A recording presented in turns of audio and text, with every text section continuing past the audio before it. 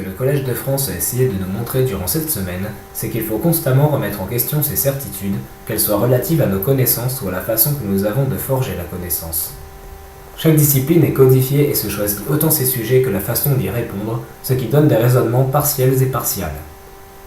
Ainsi, en opérant un croisement des disciplines, nous n'obtenons pas une addition mais une multiplication de résultats, car deux idées peuvent se répondre pour en former une troisième et ainsi de suite.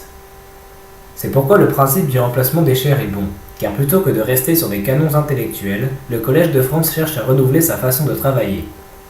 Malgré tout, on peut y voir certaines limites, car on peut relativiser le fait que c'est une science en train de se faire. Pour des raisons évidentes, les professeurs doivent avoir une certaine reconnaissance et donc une certaine ancienneté pour qu'ils soient choisis dans l'institution, ce qui fait que les questions qui y sont abordées sont traitées depuis déjà bon nombre d'années dans le milieu de la recherche. On pourrait donc dire qu'il s'agit plus d'une science qui vient de se faire qu'une science en train de se faire, si bien évidemment le nommer le fait que chaque professeur fait état de ses recherches en cours durant ses conférences. Ce que j'ai retenu de cette semaine au Collège de France, c'est avant tout que l'on peut aborder un sujet à la fois large mais précis comme celui du deuxième millénaire avant notre ère en Mésopotamie par le biais de plusieurs disciplines. Durant ce séminaire, ce sont ainsi des archéologues, des historiens ou même des politologues qui nous ont transmis leurs connaissances, chacun ayant sa vision du thème et ses savoirs qui lui sont propres.